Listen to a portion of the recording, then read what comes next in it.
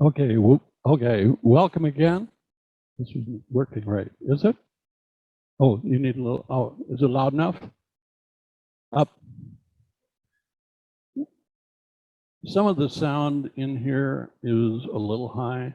The mic is a little low, so my sweetie over here is going to be the sound manager, if you will.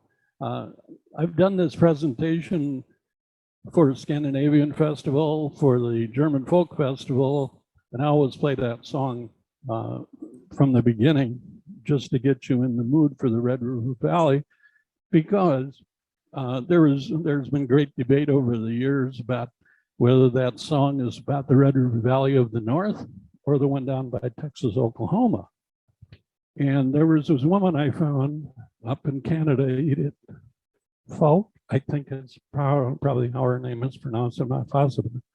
Anyhow, her idea on this whole thing is that the people down in Texas would have Spanish words in it. People up north would have French words in it. And I Jew is certainly not Spanish. Therefore, it was her opinion this came from the Red River Valley of the North. And she also said it related to the Métis rebellions of the early 1860s. And that has to do with the Métis, which were descendants of the French trappers and the Native American women. Because the trappers, as you remember, were mostly young men on adventures and didn't take women with them. Okay, you all know where this is going. And they got lonely. Okay, there's another more crude word for it, but that's the one I'm going to use. And she believes that this is about a Native American girl in the Red River Valley who fell in love with one of the Frenchman who was stationed in the valley at that time and went back to his place by the sea, which was probably back over in eastern Canada. Like I said, the Métis were a large part of the northeastern part of North Dakota. And Louis Riel was one of the major leaders of the Métis back then. And he led 2 revolts against the Canadian government, the prime minister then of Macdonald, because he wanted the territories, which is what that part of Canada was known as, to remain independent from the Dominion of Canada. Now, the prime minister back then, I found this other thing of interest when I was doing a little research. William Mackenzie King, who was a prime minister of Canada during the early 1900s, had a room in Parliament where he could go and talk to his mother about the affairs of state, right? That sounds good, except for the fact that his mother was dead. So, a little bit more about just the general area. You cannot do any kind of looking at that part of the Red River Valley without doing something about the Pembina ox cart. Came down from Canada, from Pembina, went down to St. Paul, brought furs down, brought supplies back up. And the picture in the lower left is of Del Hagen, who recreated the Midland Trail ox cart journey down to St. Paul for the 100th celebration of the state of Minnesota, 1858, 1958. And actually, you can see a replica of his, I think it's a replica of his ox cart in the museum in Warren, Minnesota.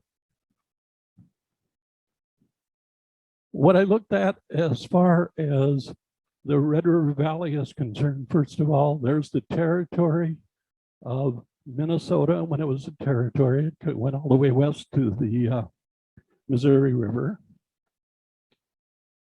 And the major rivers that empty into the Red I decided that's the area that I can pick my communities from.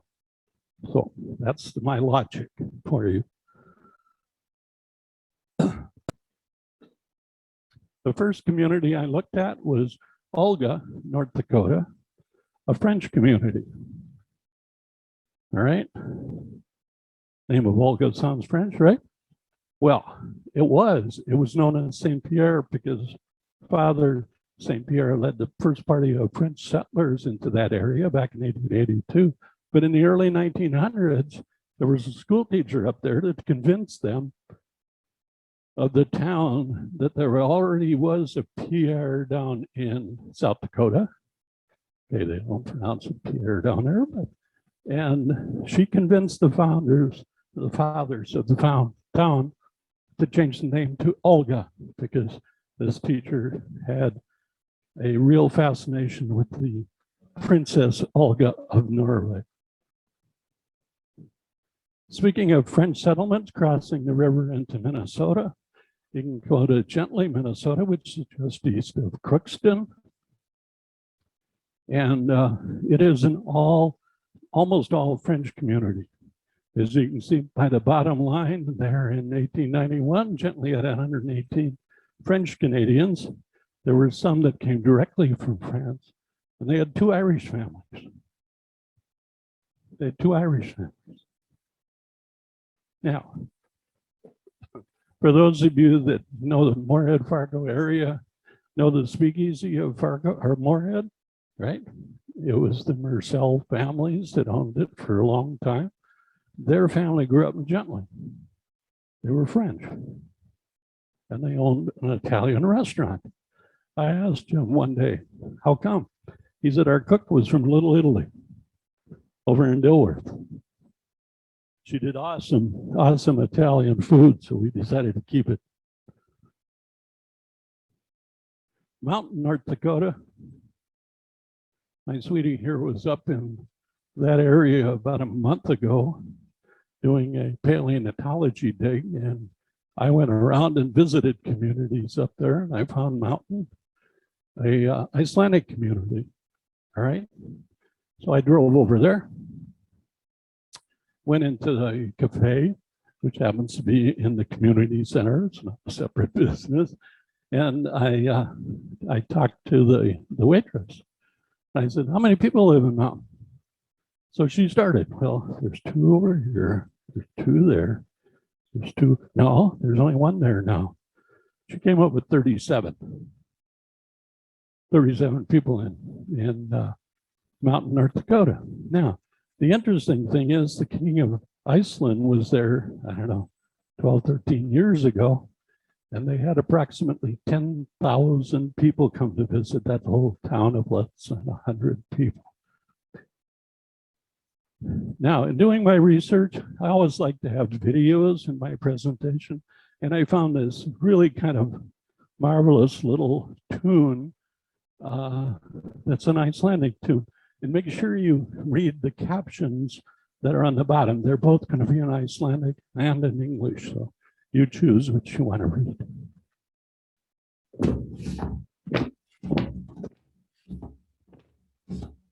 Laðrið með björgum fram, millir mann, sillir mann. Ýttan fyrir sér álvaran, að rauður loginn fram. Ýttan lagði fyrir undan björgum, ýttan lagði fyrir undan björgum. Þar kom út ein álfanær, millir mann, sillir mann. Sú var ekki Kristi kær, að rauður loginn fram. Líðan lagði fyrir undan björgunum, líðan lagði fyrir undan björgunum fram.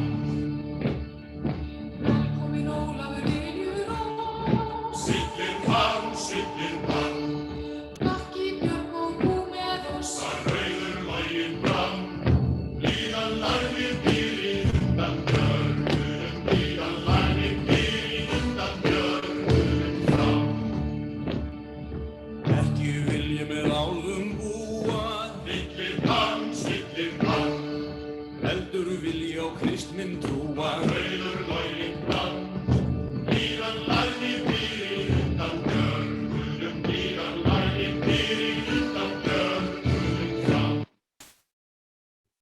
Isn't that kind of a catchy tune though? He didn't want to go live with the elves up there, even though the woman wanted him to. Migration from Norway. A lot of you probably know most of this, so I didn't include a whole lot of slides in it, but we're going to go through it anyhow. The first, okay, I shouldn't say the first. The first may have been Leif Erikson and those folks who came over to Newfoundland. But those that stayed, okay, started in the 1800s, and one of the first was the ship, the Restoration, which came over in 1825 with 52 people aboard. The largest numbers, particularly coming to this part of the country, were in the 1880s, mid 80s, late 80s, and settled in our area of the Red River Valley. I also found a survey that was done back in 2009 about the most Norwegian communities in Minnesota. They did a survey and they asked what their major ancestry was. When they answered, they came up with Fertile, Spring Grove, which you're going to hear in another story, Twin Valley, Rushford, Starbuck, Holly, and Ada. We know those communities, don't we? They're mostly right here. So I searched for a small community that was primarily Norwegian. There are a lot of communities that are primarily Norwegian, but we were driving through Ulen going to a wedding up north, and we saw an American flag and a Norwegian flag in front of the museum in Ulen. So I decided that's the one. Now, the museum was originally called the Viking Sword Museum because in a plowed field, someone had found a sword. And they made everybody believe that it came from a Viking exploration into that area. It was later proven that it was not. It was actually a German sword, and much, much earlier, later in time. But I found a little recording of that community.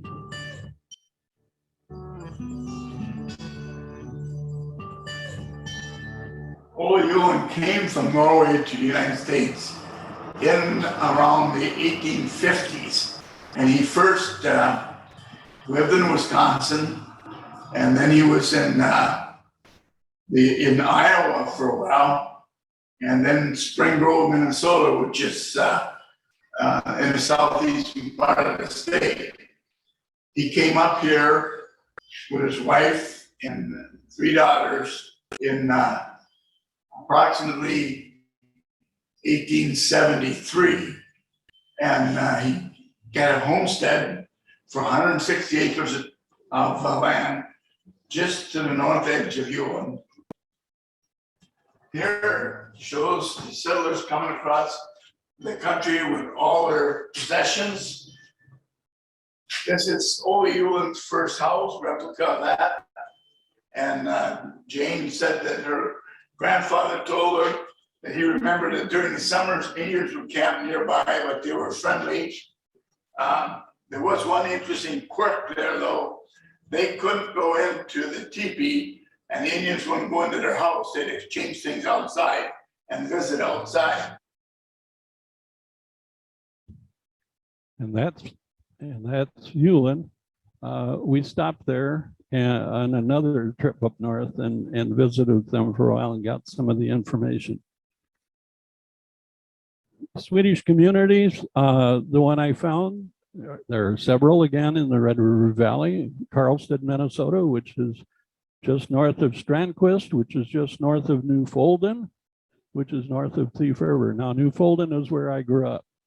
So I know about Karlstad. They were in our athletic conference, and we played against them.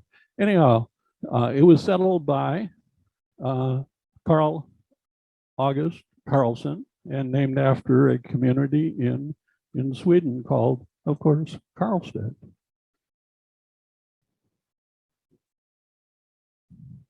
I always include the Bergquist family as a Swedish family that came to this country because that's Dewey Bergquist. How many in here do not remember Dewey Bergquist? Anybody? I mean, the age group in here tells me that you probably watched him on WDAY every night and saw him give a grade A day, and you'd know that tomorrow would be wonderful, or a grade F day, and tomorrow would be going to be terrible. And how many remember toward the end of his broadcast, if he got his weather done, what did he do? He had a stare down with the audience. He just, for the last second, stare at the camera. Bergquist cabin, of course, is owned by the Historical Society of Clay County. There are several German communities in our area too. I picked this one for a couple of reasons. One, I knew a little bit about the family there, and this German guy, Henry Gerger, was a stowaway on board ship at the age of 12 years old, came over, ended up in Clinton, Illinois, moved to Stearns County by St. Cloud, Minnesota, and eventually ended up in Richland County down south here. Not too far where you guys are from. You're right across the river from Richland, right? Yep. These two right here, I knew as students when they were at MSUM. I gotta say that. Anyhow, out of the family, the great, I think, grandchildren. One is a graduate of MSUM, one is an NDSU grad, one is a UND grad, one is a Yale grad, one is a Stanford grad, and one is a Princeton grad. So apparently, even a stowaway who would today be called illegal immigrant did become a productive member of our community. Warsaw, North Dakota, named after Warsaw, Poland, of course, was originally named Pulaski after the commander during the Revolutionary War. And in Warsaw, North Dakota, there is a quite beautiful cathedral. It's nicknamed the Cathedral of the Prairie. It's a Catholic church up there. We've been in there and toured it. It's a beautiful facility, and that's Polish.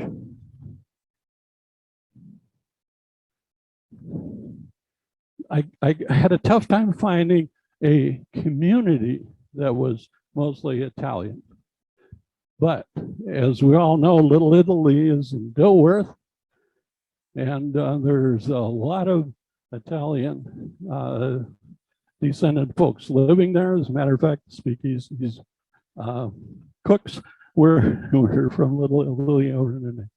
And that they came up mostly to work on the railroad when the railroad came over from the east to get to Moorhead.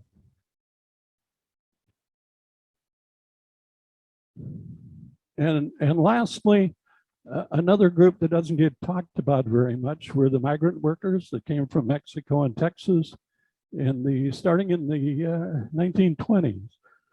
And PBS, local here, the local PBS station in the University of Minnesota, Crookston, did a 45-minute documentary, but I'm going to just play you a few seconds of that.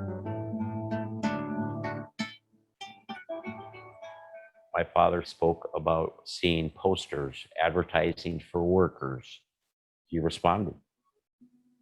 They came for what they thought would be a better life, a more secure life. In 1927, that was the first year the plant in East Grand Forks was being built and in operation. So it's kind of amazing to know that my father was one of the first of the families that came up here. Grapes of Wrath took you west, and the sugar beets brought you north.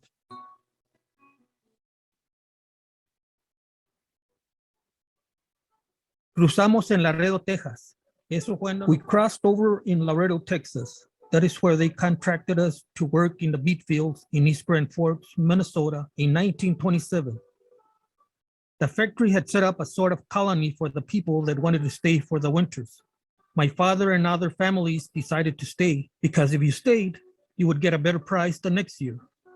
In those days, they would bring the people up here in special trains, not in trucks. On the trains, they would give you food and everything. The train started in Laredo. They started with about 100 families in 2 train cars. From there, they would pick up people in San Antonio, Dallas, and Fort Worth. They would add in extra cars as needed. They didn't have to worry about food or anything else.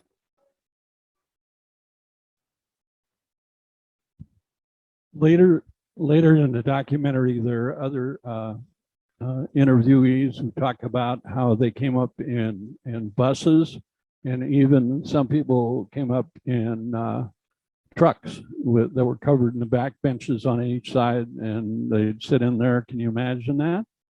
Riding that far in a back of a truck on a wooden bench? It's almost as bad as riding a motorcycle from San Angelo, Texas to northern Minnesota. Anybody in this room besides me do that? I didn't think so. Of course, we have our Scandinavian Festival over in Moorhead that all of the Scandinavian nation clubs, organizations, etc., participate in. It's a wonderful event. They didn't have it this summer because of COVID, so it was held right here in this room. And here's a little clip about that. It's the 41st anniversary of the Scandinavian Hjemkomst Festival, which is the festival that Nordic Culture Clubs produces inside, and it's the 11th festival outside called the Midwest Viking Festival. So sort of 2 festivals in one. Well, when you're inside at the Scandinavian Festival, you have the immigration era, the 1800s, where our great-grandparents came to America, plus the thoroughly modern Scandinavian culture today. But then when you walk out the back door, you're in the Middle Ages. We strive for historic authenticity wherever we can because we're a museum, although it's also just really fun. Typically, we consider the Nordic countries to be Norway, of course, Norway, Sweden, Denmark, Finland, and Iceland. We also recognize the Sami land, which is the indigenous people of the Scandinavia. This is a unique thing. This is a fun thing to come and see. I mean, it's gonna be educational, but you're not gonna maybe necessarily realize that you're too busy having fun. There's great food from all the Scandinavian countries that you can't really buy in stores, a lot of this stuff, because you got to have a great grandma that makes it or something. Trying to keep these, recreate these cultural practices as much as they can, without all the murder. Like, no one dies. Come hungry. Second of all, buy lots of food tickets. You can always get a refund, but you're going to want to eat your way through the festival because it's a tremendous food experience.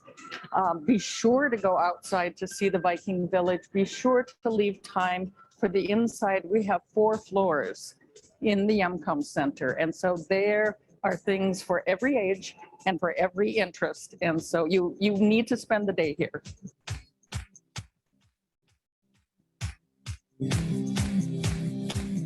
That video was recorded a few years ago.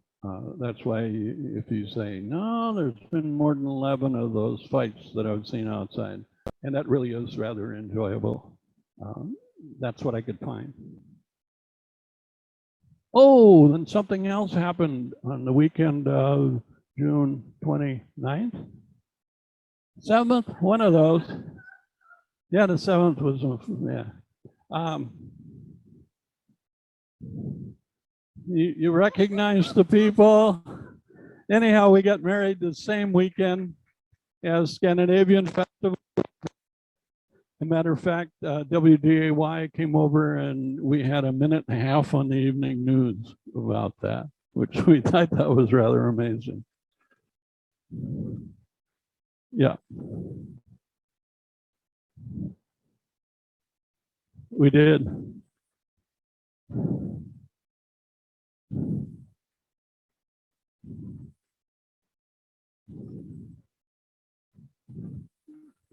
That's probably why we got on the news. Yeah. because she was beautiful. I was just a regular guy. It's the other reason. What did I score points there or what? And of course, in Fargo, we have the German Folk Festival in the summertime.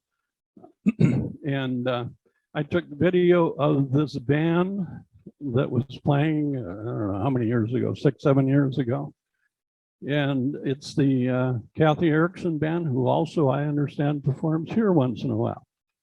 And she's from Middle River, thank you, which is up near New Fulton again.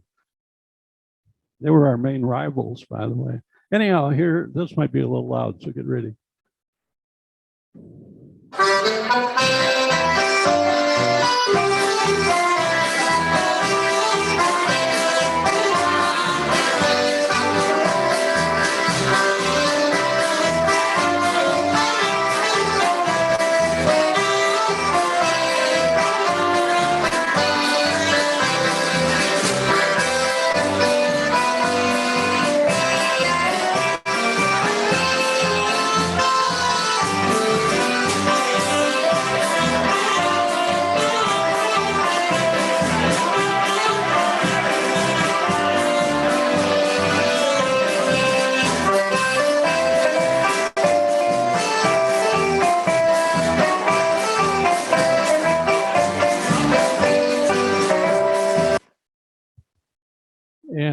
And for the German Folk Festival, some years they had German Austrian bands that would come in. And I was lucky enough to host 3 or 4 members of a Austrian band one year. And they left me a couple bottles of schnapps, you know, little bottles about yay big of schnapps, as thanking for that. Well, the next year there was about 3 of the German band orchestra members stayed there, and we were sitting there, and somebody had, not me, had purchased light beer for the Germans. Oh man. And I don't mean light in color, I mean the low-cal light beer. And they looked at that and I said, just wait a minute. So I went and got the 2 bottles of schnapps. Their faces just lit up, and they did the little German dancing thing with their arms around their shoulders and everything. We're having a great time. Also, our friends just west of here over in West Fargo have the, I should have said West Fargo Pioneer Days at Bonanzaville. And every once in a while, when they have Pioneer Days, they let me drive either that John Deere tractor that it's out there, or they let me drive the little train. And that's my granddaughter, who thinks riding with me in the train is really cool.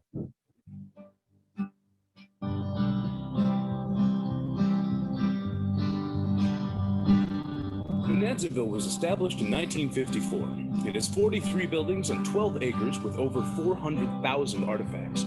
Most of the buildings are relocated from smaller towns throughout Cass County, North Dakota, including a creamery that was once operational in West Fargo. Bonanzaville's main goal is to preserve the past and educate our future by getting today's youth passionate about history. The magnitude of the memories captured in each building keeps people coming back to Bonanzaville over and over again. Bonanzaville is protecting the history of the Red River Valley, even the history that's happening right now. Among the many events held at Bonanzaville, the 4th of July celebration and Pioneer Days are by far their largest events. With musical entertainment, authentic Scandinavian cuisine, blacksmith demonstrations, and hands-on exhibits, Bonanzaville is sure to intrigue visitors of all ages. The museums at Bonanzaville are full of education. With the Native American display, Cass County Museum, and a rotating exhibit gallery, Bonanzaville will keep your attention and warmth all year round.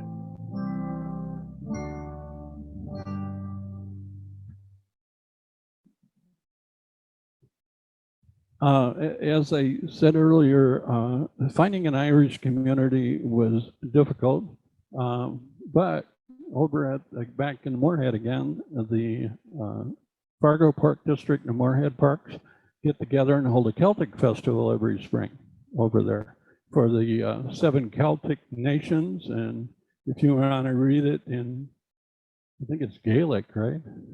Language, whatever. On the left and on the right would be the words that most of us would understand: Scotland, Ireland, Isle of Man, with Cornwall and so forth. And I found a little clip of that.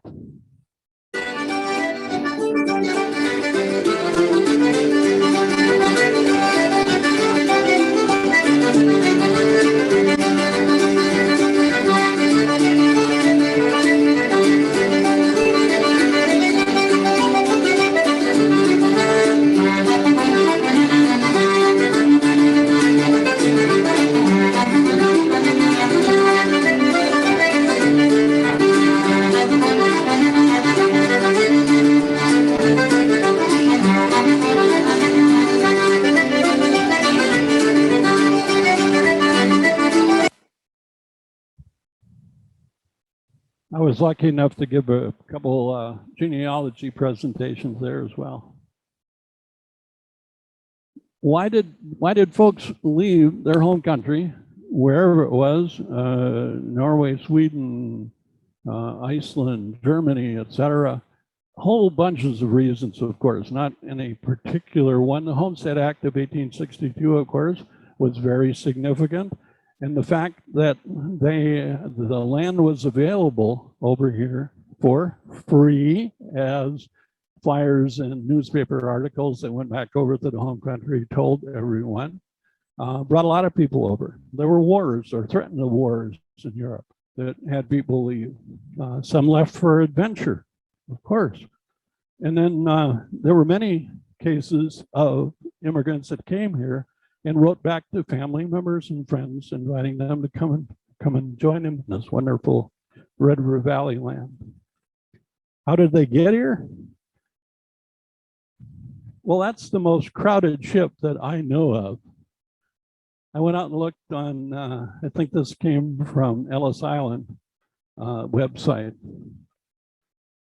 It was very crowded. They came over in ships. They used trains to get to the Midwest.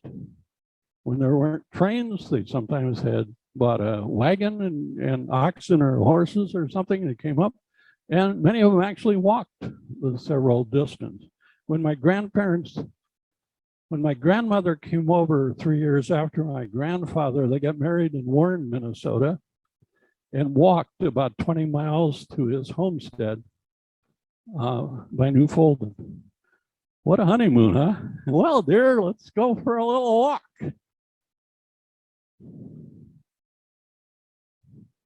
Railroads, of course, have been significant for the development of the Red River Valley, as most of you know, and I got 3 pictures here. This one is of the Northern Pacific Railroad across North Dakota. You can see when it hit your favorite area. Great Northern Railroad up north. Went from Grand Forks on westward. And you can pick your favorite community, see when it got there. And of course, my favorite, the Soo Line Railroad, which went north of Thief River Falls, as you can see there, through Newfoundland again. How about that? And I remember as a little kid, we would put pennies on the railroad tracks and then jump out of the way of the train, and we'd have flattened pennies afterwards. Anybody else do that? Yeah, a few of you did. Would we get away with it today? No way, no way. And there's a drawing of the Soo Line in Newfoundland, Soo Line Depot, which is now a house, by the way. Okay, that ends my formal presentation. About 35 minutes is what I planned on doing. This is the 3rd one I've done this summer. And as any good researcher knows, when you get finished with a topic, what do? You say, oh, there are a whole bunch of additional topics that should be explored. And those are some of the explorations that I'm not ready to do, but somebody should probably. The indigenous people of North America and the Red River Valley, which is very interesting. More recent immigrants. The later part of the 1900s and the early 2000s, and we still have immigrants coming into our community. And as I was going up and down the valley, I realized that there are a whole lot of museums, mostly historical museums in small communities here. Argyle, town of less than 1,000 people, has a really neat museum. Matter of fact, they have the butcher block there and the cash register from my great uncle's butcher shop, which was in Argyle, Minnesota. Interesting thing. And I'm thinking of doing a tour of the north of the valley next year, just going to museums. So maybe we'll have one of those next summer. If there are additional topics that you might be interested in, or if any of you out there would like to do a presentation, we'd love to have volunteers. We don't pay, of course.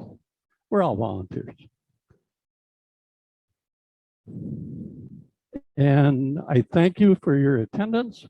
Like I said, it was about 35 minutes, 40 minutes. And if you have questions or comments, I'll leave that up on the screen.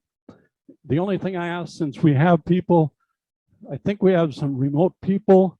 If you have a question, I will repeat it.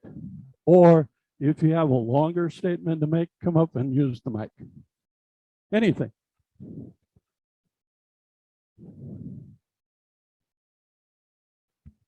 The question is there a migrant workers museum, meaning in the valley or anywhere? Yeah, because there is out on the East Coast with Ellis Island and those kind of places. Yes, there is a sugar beet museum. I think it's in Crookston. I'd have to check that to make sure.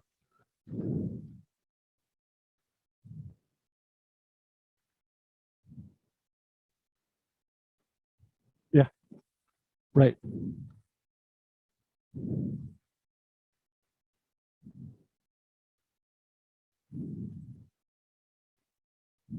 Okay, yeah. Actually, the migrant workers coming up here to do all the sugar beet work in the summertime, and then many of them went back down to Texas, Mexico, and came back the next year is an interesting topic in itself. Yeah, that'd be good. Any other comments, questions, or suggestions? Hearing none, the Troll Lounge is open. The Irish people are playing, and we're going to go in there.